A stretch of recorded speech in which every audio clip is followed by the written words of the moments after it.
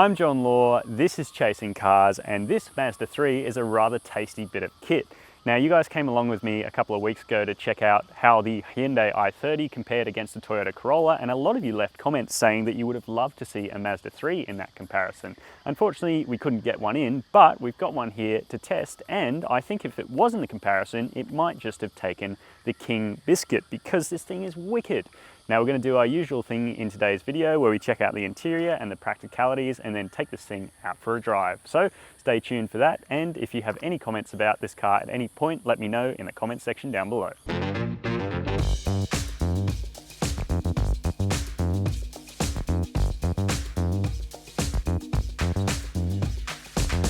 Now, before we jump into the interior of the Mazda 3, I just want to talk a little about the exterior styling here because it's a really attractive vehicle.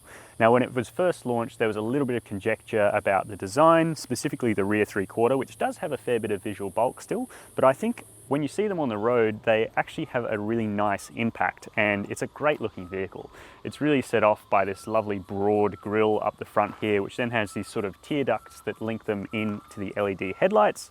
On this Astina model, everything is pretty much blacked out, including the rims and the grille, which is to quite a few people's tastes, but as you'll probably know, it's not exactly to my tastes. You still do have a little bit of chrome bright work on the exterior though, which is a nice little touch. Now, jumping into the interior of the Mazda 3, and to be honest, it feels really premium, and it really speaks to Mazda's new renewed premium philosophy that they're all about. Stepping out of a BMW into this sort of Mazda interior, you don't really feel like you've taken a huge hit in terms of perceived quality. You've got plenty of soft touch fabric up here on the dashboard, nice soft plastics, and even on the door tops. You've got a leather armrest here and a nice padded door card, so it all feels really nice and pleasant. This steering wheel too is covered in really creamy leather, and it's a perfect size, and I reckon just about the perfect diameter. So they've really nailed all of those sort of touch points in the Mazda 3. As for build quality, it's still pretty solid as well. There's nothing in here that really moves around or shifts as you're up on the move, and it all feels like it's solid and is going to last for a little while. Now, the problem that we have with the Mazda 3 is the lack of touchscreen. Now, I don't mind the fact that it's a non-touchscreen system, but when you're interfacing with the wired Apple CarPlay or Android Auto stuff, it's really nice sometimes to have that touch button so you can really easily get a shortcut. So with this rotary controller, it works great with Mazda's own infotainment system, which is nice and snappy and has a good navigation. And the 8.8-inch screen here is actually really crisp and high quality to look at. It's just would be nice to have the option sometimes. I know that's a bit of a nitpick, but hey, that's what this is all about. Now, in front of me here, I've got a mix of analog and digital dials. I feel like they could have pushed this a little bit further. The 7-inch digital screen does a really good job of imitating an analog set of dials, but there's not that much more information you can get than if you just had a 4.2-inch TFT screen. That said, the general feeling in this cockpit, as I mentioned before, is super high quality, and you do get super nice comfy leather seats here with electric adjust for the driver but manual adjust for the passenger only. They've got heating as well and a memory function too. So all in all, the front cabin is a really nice place to be, and you get a decent view out, and yeah, feels more premium even than the $43,000 asking price. So let's jump into the back seat, because this has historically been this car's weak point, but as you can probably see, space back here is pretty tight. Now, behind my own driving position, again, I'm 6'2", so it's a pretty rare case scenario where you'd have a tall person in the front and the back at the same time. With this glass sunroof, which is only available on this G25 Astina, my headroom is pretty compromised. My head's right up against the ceiling, although it's not touching if I just relax my body a little bit. My knees are also right up against the seat in my driving position. At least the seat back is nice and soft, and toe room is pretty compromised. So it's not a great place to be for long distances if you're a tall guy like me. You do get some adjustable air vents back here, which is a nice little touch. And the soft touch materials continue in the back here, as does the comfy leather.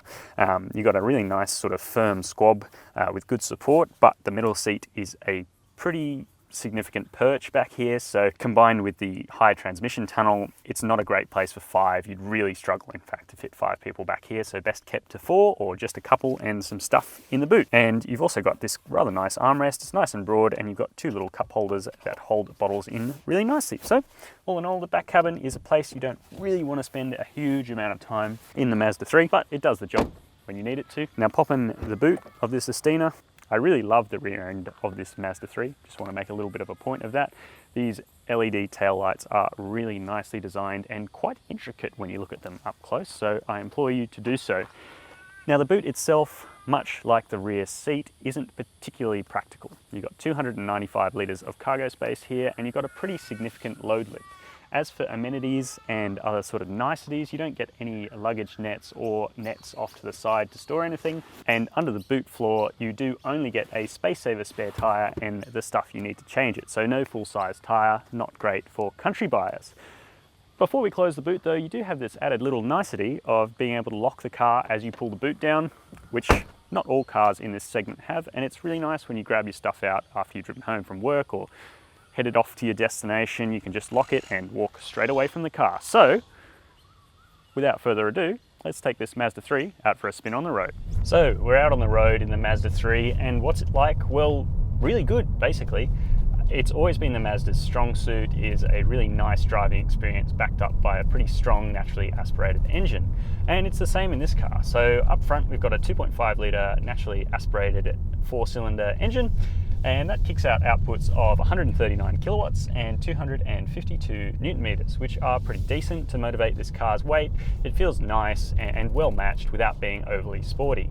You can also get a 2 litre naturally aspirated engine at the lower end of this range. That kicks out 114 kilowatts and 200 newton meters. If you can go for the 2.5 litre, I would say do it, because you just get that little extra punch, and it's a really nice alternative to the usual selection of 1.6 litre or downsized turbocharged engines. It's got a very different character to it. You've got to rev it out a little bit harder to get what you need out of it. And that's quite pleasant. And that kind of pervades the rest of the Mazda experience. If you drive it slowly and relaxed, you get a really nice, quite premium feeling cockpit. And it's a car that feels more refined than you'd expect it to, certainly more refined than previous generation cars. And the harder you push it, the better it steps up to the challenge. Just a quick note on fuel consumption as well. During our week of testing, we've returned 8.8 litres per 100 kilometres with a good combination of country road driving and urban driving. On our country road test loop, it was about 7.2 litres per 100 kilometres, so respectable. Nothing crazy bad because you've got a bigger naturally aspirated engine. Interestingly, the 2.5 litre actually lists as having lower fuel consumption than the 2 litre, so there you go. Now onto the chassis of the Mazda 3, and this is probably its best attribute. It's comfortable for my tastes. Now it's definitely a little bit firmer than a lot of the other cars out there. So cars like the Hyundai i30 and Toyota Corolla and the Volkswagen Golf are softer, a little bit more plush in this car, I'd say. But the Mazda's trade-off is that it has a really beguiling driving experience to it. So you've got a lot of throttle adjustability, it feels really crisp on turn-in, and you can really enjoy it on a backcountry road. There's also even plenty of off-throttle adjustability, so you can lift off mid-corner and really get the car rotated and do what you like with it. So for me, that means that this is probably the best of the bunch, certainly the best driving of the bunch. And as I said, I'll usually tolerate a slightly firmer ride with the advent of better handling. Now this isn't ridiculously firm. The 18-inch wheels certainly add a little bit of harshness to it around town, but it never gets too crashy. It never becomes unpleasant and overly stiff like you would expect from something like a performance car. It's definitely not that. And I do think there's a little bit of a ceiling left in this car to add a performance variant. So take this engine and do what Mazda did to the MX-5's 2-litre engine, make it a little bit more revvy, a little bit more zingy at the top end, and you could have a really fun little hot hatch in this car with a little tweaking of anti-roll bars and all that sort of stuff. And if you're watching from the US, you're probably aware that Mazda sells this car with a 2.5 litre turbo engine that's also found in the CX-9 here in Australia. We don't get that here, unfortunately. It doesn't sound like we're going to, at least for a little while either. And, well, I don't think it's necessary. I think this engine as a naturally aspirated unit with a little bit more oomph and a little bit more verve could make a really fun little hot hatch that was different to the rest of the competitors. But you can let me know what you think of that in the comments section down below. Now, one of the biggest complaints of all other Mazda 3s has been the NVH. Again, like we found out when we first reviewed this vehicle when it was launched, that's pretty much fixed in this car. It's better than most of its rivals, certainly most of its more affordable rivals, perhaps not as good as it could be. There's still a little bit of trim rattle you hear on harsh surfaces, like over bigger bumps and that sort of stuff. You can feel some trim pieces just moving a little bit, but on the whole, it's a really impressive car. The road noise is well suppressed, and if you need to, you can turn this Bose stereo up pretty loud, and it's a pretty bumping piece of kit. You've even got a subwoofer stuck in the middle of the space saver spare tire in the rear of this car, which I think is pretty hilarious. It's very aftermarket, but very nicely OEM-ly integrated. As for safety features, the Mazda 3 is pretty well loaded. So from the bottom of the range, you get adaptive cruise control, you get blind spot monitoring, and you get front and rear AEB with pedestrian and cyclist detection, and 7 airbags. Now, of course, you get a 5-star ANCAP safety rating, but you can add a little bit on top to bolster the Mazda 3 specification. So you can go for the Vision package, which is about $1,500. And that adds adaptive cruise control with stop and go, and a couple of other niceties, including a 360-degree parking camera, which really helps maneuver this car around the city because the rear three-quarter vision isn't exactly amazing. But you've got to spend an extra $1,500 across the range to get that, except on this Estina, which comes with that gratis. And then we've got to talk about the gearboxes that are linked up to this 2.5 litre engine. So we've got the 6-speed automatic here, which is pretty decent.